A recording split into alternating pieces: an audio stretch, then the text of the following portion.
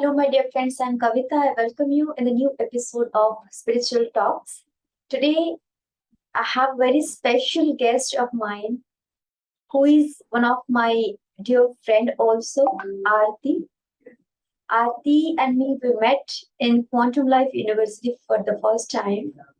And later, we were in touch, not regularly, but whenever I spoke to her, whenever I connected her, I felt some deep connection, and she really has the depth of wisdom. So, welcome, Arti. Thank you. Thank you so much, Kavita. I'm feeling so happy to have you here. Arti, let's begin with your initial spiritual journey. So, when did you, started understanding spirituality? At what age you begin meditation? Kavita, when I was very young, I actually I didn't know the meaning of the spirituality at that time. But certain things used to attract me. Certain people used to attract me. Certain scripture used to attract me. So I did not know actually at what age I started, because the first memories of my this lifetime begins with this only, that I felt a deep connection with this universe. So once I mentioned also my first experience when I was hardly 2.5, 3 year old, when I was playing, and we were playing hide and seek with children. And when all of us, we were hiding, we ran and we hide. And when we were hiding, actually heartbeat was very fast. So I was just trying to keep that heartbeat calm, and we were trying to keep just quiet so that nobody can find us. So unconsciously, I followed the Ana-Pana-Sati that time. Unconsciously, I was not aware, but I was just focusing on my breath because my heart was beating too fast, and I was just trying to breathe little air. So unconsciously, I did that, and I felt very expansive experience. I felt like I'm expanding, and this whole universe is collapsing into me. Mm-hmm. So that was a wonderful experience. And I only remember that experience in that childhood period, because my father was posted in the hills. That time the snow used to fall there, and we could play only for a few months outside. And that 2.5 years, for that 2.5 years, I have only that memory. So it was my first memory. So all my spiritual journey started from that particular incidence in my life. And after that, we used to have a physical guru that my mother and my grandmother used to go to him. And before taking this Amrit, which I took in my Sikhism, I did not convert it, but my father was Sikh and my mother was Hindu. So I'm a collaboration of two cultures. Okay. So I followed both in my childhood. So I have the essence of both. So I used to ask very deep questions to my gurus, and sometimes he used to answer, and sometimes he used to, he wanted to get rid of me, and he used to say, no, this is not your time. You're just a small kid. This is not your time. When the time will arrive, you will get your answers. So there was a little unsatisfaction inside me, which I always wanted to satisfy myself. So whenever I used to get hold of a person, I used to ask questions. So these questions slowly and slowly led to me masters. Mm-hmm. Whether those masters were scriptures or people living on this earth, or those who have passed away like Kabir and Guru Nanak or Lord Krishna, or or I used to try to find my answers. So in this quest of finding my answers, I landed into QLU. So when did you being in QLU for the first time? So in the quest of finding these answers, I landed into the Quantum Life University, because when my husband was posted in Hyderabad, and I found few good friends with whom I could meditate regularly, and I met Dr. Newton there, and then I came into his contact, and I found that there is so much to learn in life, that this life is very small, and I did not waste my time, and I enrolled myself into few courses like Past Life Regression course, and then Soul Coach Transformation course, which changed my life entirely. Of course, I was trying all the things throughout my life.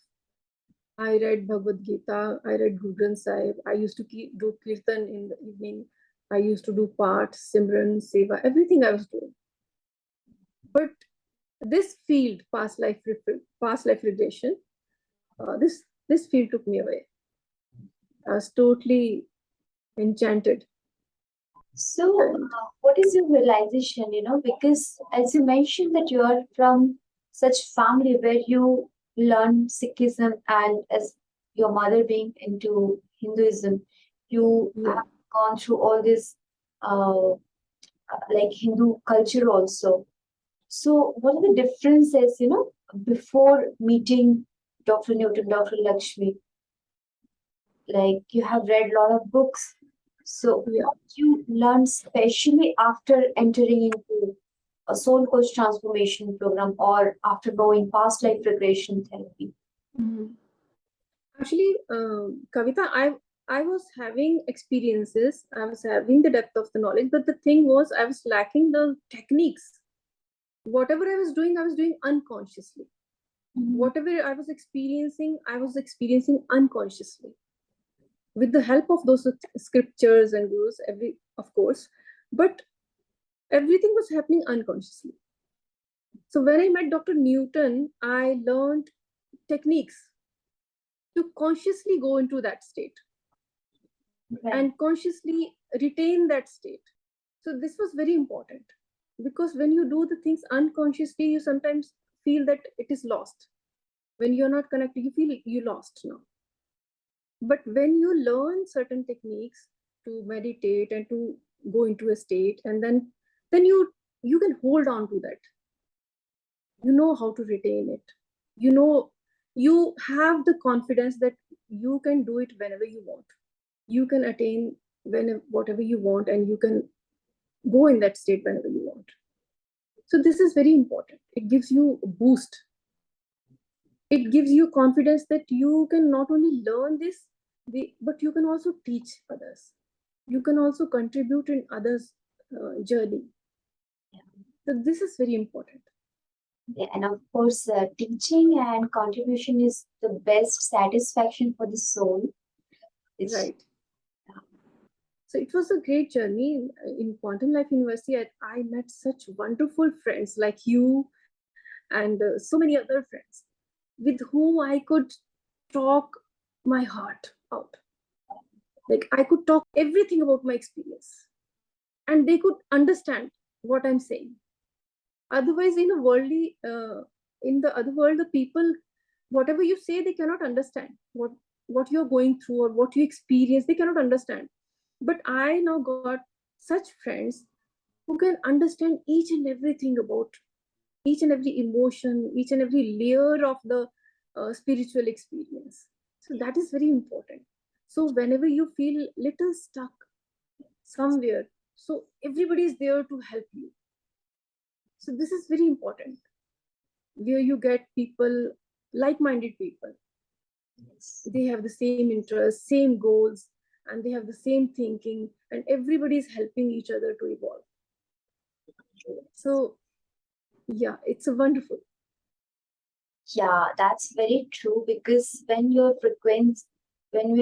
frequency matches, you can share everything, because spirituality is not bypassing all your emotions or worldly life also.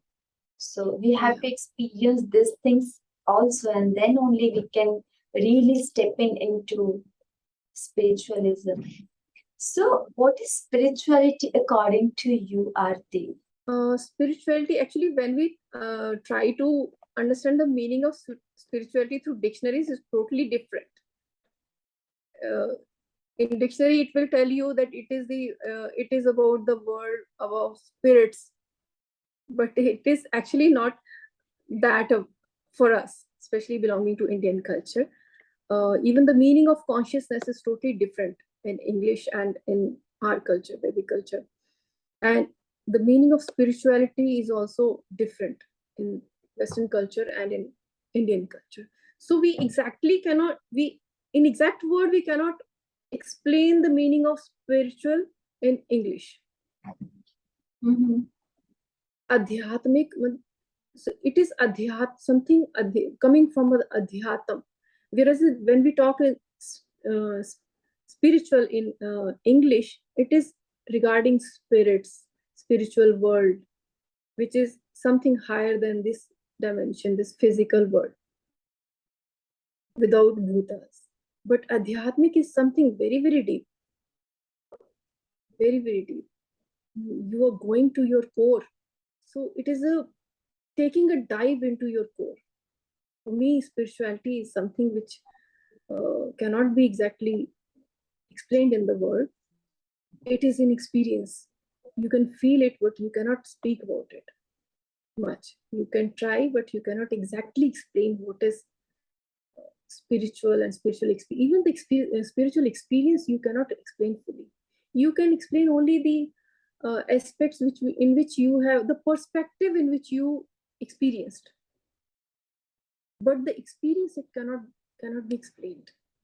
You can explain your perspective about the experience. So very true, which we cannot really, put in words. Spirituality, what exactly is, and adhyatmikta, adhyatma, as you said. So for me, I believe, aligning yourself into one direction. Generally, when people, when I was not meditating, my heart, my mind, and I was completely different, going into different directions. I'm learning something from different from society, but I am willing something else to do. But after starting meditation, I practice what exactly I say. That my heart, my mind, and soul, all this voice, all the a voice of these three things will align in one line. So yeah. Right. Aligning also, and plus you do everything. You try to acquire every positive aspect of the life. You try to be positive. You leave your those aspects which take you to the negative side of your experiences. You always try to be positive. You acquire the positive traits in your life, which helps you further to expand and to evolve. So next, yeah, what did you learn in past life regression? How it strengthened your journey? Yeah, past life when I did the first 2-day program of past life regression, that made my mind to fully dedicate myself into that.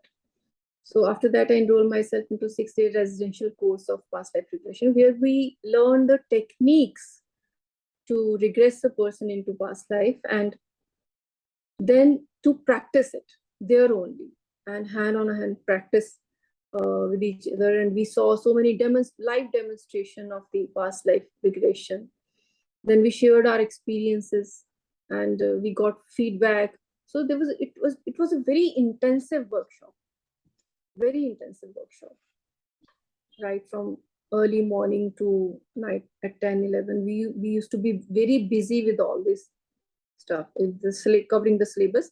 which exactly had theory part and demonstrations, live demonstrations, and learning the techniques, and then doing practice, and then getting feedback about it. Mhm. From the clients also, and talking to each other, and explaining and getting the feedback also, and plus learning the flaws that we did in that, and how to correct those flaws, and then again practicing it. So it was a very intensive workshop, and it benefited me a lot. I felt so enriched after that, though I have not gone into a full-fledged profession right now. I'm trying, but it has enriched me so much that I have learned something very unique. It's very unique, especially in people in Jammu and Kashmir. They are totally unaware.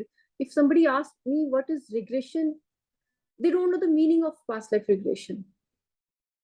They don't know that this field actually exists and we can explore it.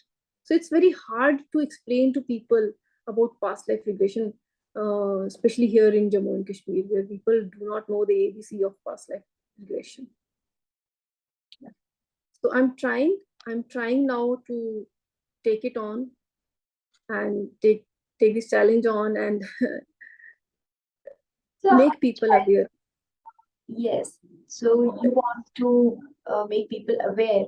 It's a beautiful thing. So, Arti, how it helps people, by knowing their past lives? Because I believe in meditation also. If we are really doing meditation, we can go into our past lives. So, after doing this therapy, how it helps others? Like how you want to help people?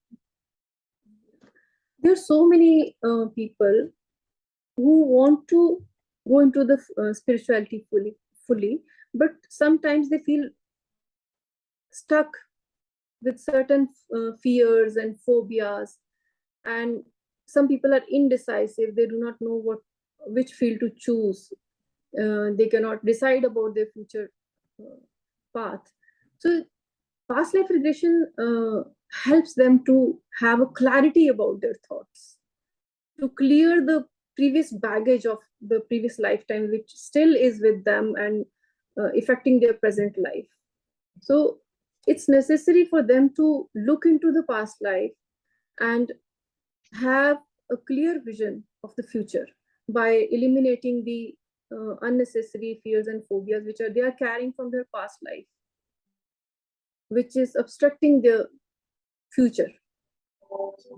So it is important to clear the past baggage also, and to learn the lesson from the past, and which will take them to the clarity of the thought that how to proceed in the future.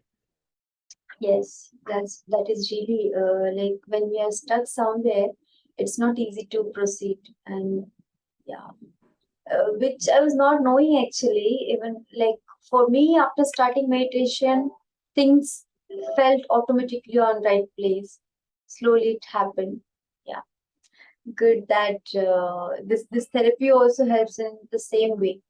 That's wonderful. Sometimes when you are meditating, it automatically happens. You see, when you are in a deep meditation, you automatically felt connected with your past lives, and you see the things which have made you in the present. Whatever you are in the present, you're a product of your past. Right.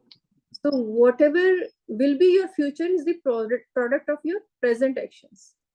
You, by clearing your past obstructions, you can create a better present. And by taking proper actions and clear cut vision, you can create a good future. So all these are connected. Although the past have already gone, the door is closed, but still we can open the door and see what is there, for what is the lesson which need to be learned to create a better future in the present. Yeah, that's true. That's true. Because when you are not getting answers of so many questions of this life, you need to clear your previous baggage. and Yeah. then you can, move easily. So, yeah, at least you said that, after meeting Dr. Newton, you started rigorous meditation. Though you were meditating earlier also, but without knowing. So, how it helped you after starting conscious meditation? How's your life after when you are much clear? Yeah. See, previously when I was doing unconsciously, I was doing meditation unconsciously. Though it was good for me also at that time, because I was not aware of my own setbacks which I was creating in my meditation. I was not aware of my own flaws which I was trying to repeat in my future meditations. But as I did consciously, I know that these things need to be corrected. Wrong, we have to unlearn before we learning the new things. So there are so much of things, those things which we have learned in our past lives, which keep on repeating, and those patterns are repeated, and which create a hurdle in our further evolution. So when we do it consciously, we know that these are the obstructions, these are the false beliefs which need to be corrected while doing our meditation. Right. So when we clear those false beliefs and we do it in certain ways, certain techniques are followed, it helps us to evolve very fast. So it's really a beautiful answer ever. Definitely. Aarti, being you're married, you are into such a family where your husband is in defense, right? Defense or Yeah, yes. right. So how did you manage everything? Like how is he supportive? And how is your both of your journey since marriage? Right. So my husband, he was very supportive right from the beginning. Whatever I wanted to pursue, he used to help me in that. Since he belonged to a defense background, so both of us, we help each other. He was also into this meditation and kirtan, and he's very spiritual type of person. He's very religious and spiritual type of person. So in the evening, we sit together and we do kirtan, nad yoga. We do nad yoga in the evening. And so wherever I wanted to go for workshop or any meditation classes, he used to facilitate me. He always made a clear way for me. He said, "Oh, I'll take care of everything. You go." Like it was a residential course in Quantum Life University when we used to go, when we opted for that. So I had to stay for 10 days there. So he said, "Don't worry about anything. I'll take care. I'll manage everything. You go." So I'm very fortunate. Uh, I'm very fortunate that I got such a life partner, and he's helping me right now also. Whenever there's some session I have to take, he'll take care of everything. He said, "You go. You do whatever you want to do." So he never tried to create any obstruction. In fact, he always encouraged me that you should go for it. You should do whatever you want to do. Same is with my kids also. They also help me. So it's always a give and take. How many for kids me. do you have? I have 3 kids. Okay. My elder daughter she's also in defense. She's captain now. My son, and then my son, he's doing MSc, and my youngest daughter, she's in 11th class. And you So don't, we are yeah, please. right. Yeah, you don't look like that. You're a mother of 3 children. Wonderful. Thanks for the compliment. Tell me something about raising kids. Like, how did you raise them up? Like both of you. How is Uh, spiritual, parenting? we always encourage them to meditation, and we always encourage them to do seva and to contribute to learn the meditation, to learn part, and to learn to read the scriptures. We always encourage them so that in future, wherever they whenever they need certain guidance, they should have a right kind of thinking. They should have a right kind of positivity, which would help them in the future. So we tried hard to give them that atmosphere at home. So, Arti, were you vegetarian from earlier? Yeah, I was vegetarian earlier, but when I got married, my in-laws were non-vegetarian. Of course, my father was also non-vegetarian, but I never used to have a non-veg. Okay. So when I got married, my husband was also vegetarian. So sometimes we used to have non-veg, sometimes we used to not leave it. But after coming into this, I felt that at personal level, I felt that there's a need to be vegetarian, because certain food, they make your body very heavy, and they create obstacle in your spirituality. So I try very hard. I try to be totally vegetarian, and slowly I'll shift to breatharian.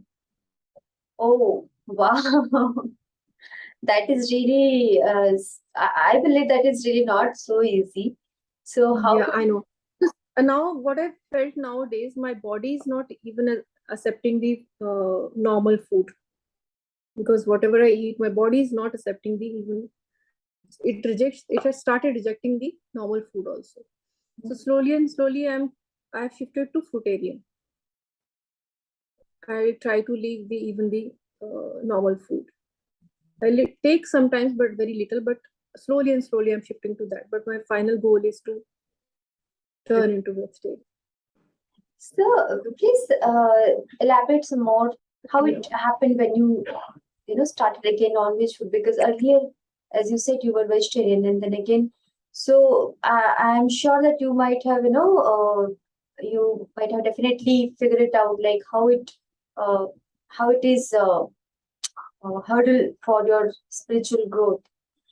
Yeah, I was always experimenting with my body.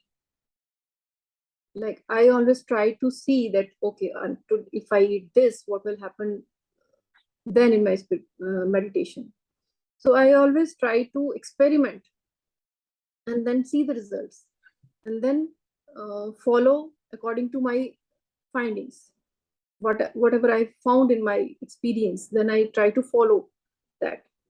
But slowly, but I have learned that your body, as you meditate, as you are into spirituality more and more, then your body automatically starts rejecting certain things. Automatically, it will tell you that I'm not going to take this thing. So when you start understanding your body, you don't actually have to choose. Your body will choose. It will tell you what to have and what not to have. Our body have higher intelligence. Yeah, it has memories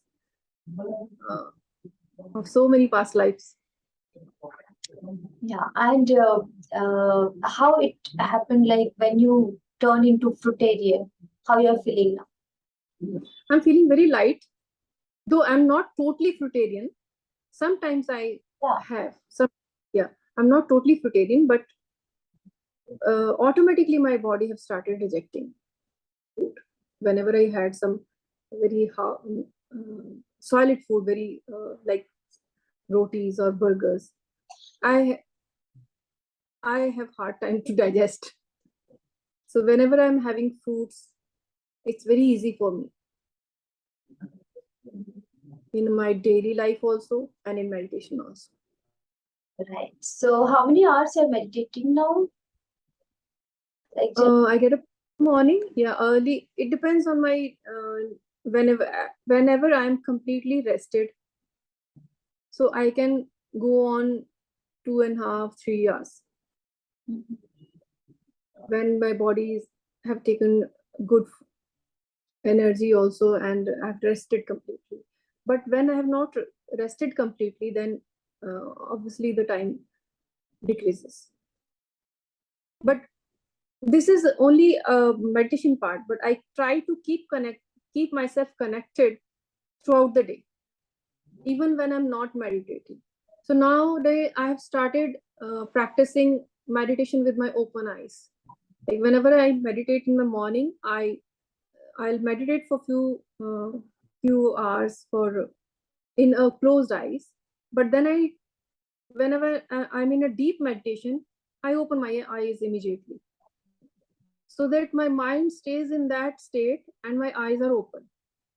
So I'm trying to be in a meditative state with open eyes, so that I can attain a samadhi with open eyes. Oh, is it happening? Like, this is something very different and new to me. Yeah. Still, I'm actually experimenting with myself. I'm experimenting with myself. So whenever I meditate, when I'm in a deep meditation, I immediately open my eyes, and so that I can retain that meditative state even in my open eyes. right, yeah. What are different practices you're doing? Like, these are all self-experiment, definitely, and this is something very beautiful. Yeah, please share something. I read scriptures, self studies, that also every day. I do kirtan, nadi yoga every day. I do meditation, and I try to be in a very positive atmosphere. I try to keep away from the gossip and unnecessary worldly agendas. Although my husband has not got into the politics, so sometimes I have to sit with them and I hear a lot of things. But I try to be always away from all these things. So, as you say that, you try to keep yourself positive. So, does anything trigger you ever? Does it happen now? Or, see, being into sansara, being into, family, for me, it's really not always possible. And it may be, it depends, because I don't know about you or about other people. So, does anything trigger you, like family related anything, or any cures or any issues? Certainly, we are in samsara, and we of it's very often that we got triggered. But after that, when we got triggered, after that we need to speculate. So I always speculate that why I got this trigger, why I got agitated. So I work on that. Whenever the situation is like that, after that my work starts. So I try to find out what was the trigger. Okay, now again I try to put myself in that situation, and then I try to neutralize my reaction. So I do not have control on other people. I have control on myself, how I react. So I have to be in a responsive state, not in a reaction state. I always inspect myself, my behavior. I can control my behavior. I cannot control other people's behavior. I cannot control the situations, but I can control my uh, response to the different situations. I always choose to keep quiet when I feel angry or agitated. Whenever there's a situation when I do not feel which is aligned to my state, so I always keep quiet in that state. I always try to calm my down in that state. So the situation you can manage well, and then later you can work on it, like work on your like trigger point, whatever is triggering you. Yeah, that's really beautiful thing, to handle the situation for that moment. Right. So, I think all of things, whatever you have shared, are really very beautiful and very uh, important to handle each and every situation. So, how do you keep calm and balance everything? Yeah, actually, Kavita, in a family, like we always try to help each other on those issues. So we try to help each other whenever one is a little out of that balance state. The other tries to help the person. If I'm out of that state, my husband try to help me. If he's out of that, so we try to balance each other, and then in this way we balance ourselves only.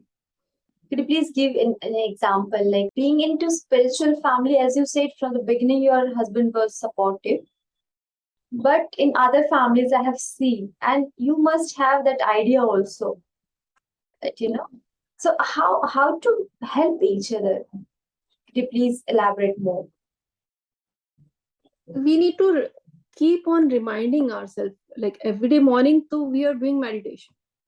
So in that meditative state we need to give command to ourselves only that this is my frame of balance and I need to stay in this state throughout my day. So we keep on checking on ourselves after every few hours that am I in that state still, which I achieved in the morning? Am I still in that state?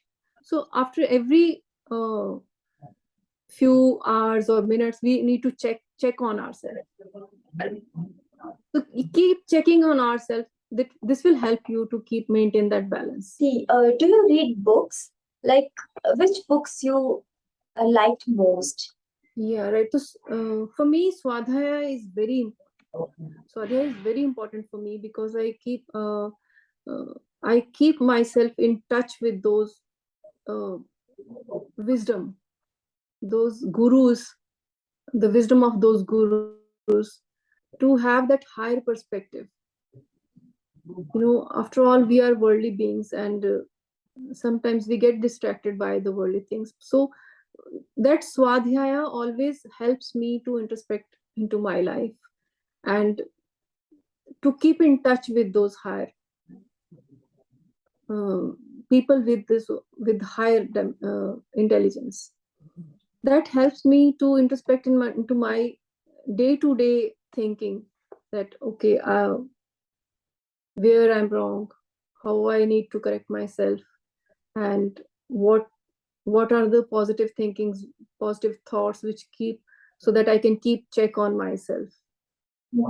So I keep checking myself. I try to be aligned with those gurus so that I can keep myself in the same frequency.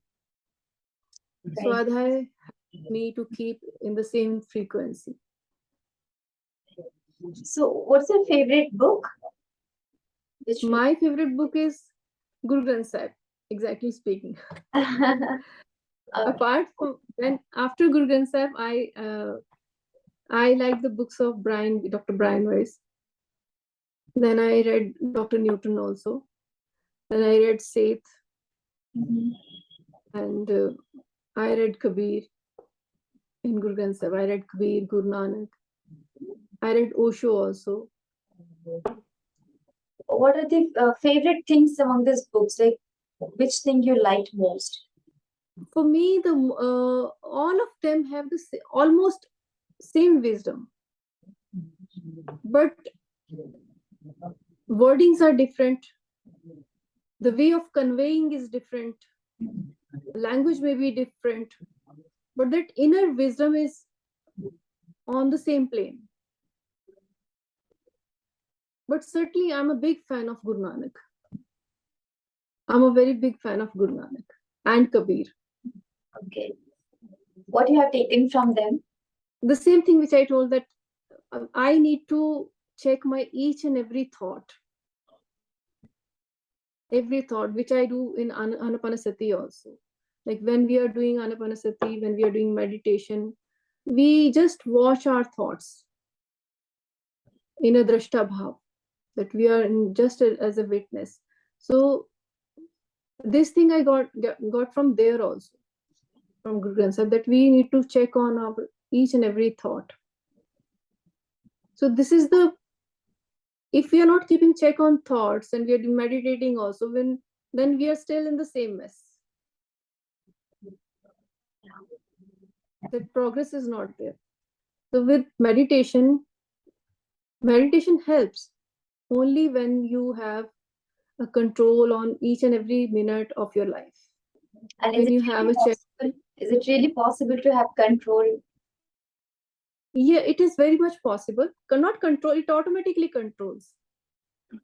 When you keep in yourself in high frequency, automatically everything is in place.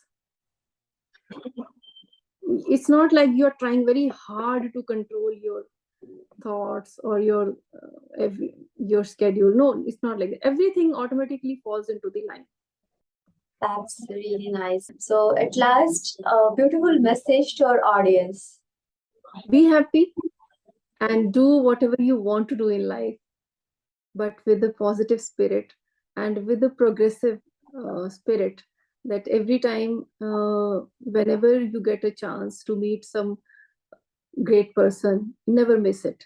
Whenever you get a book, never keep it aside.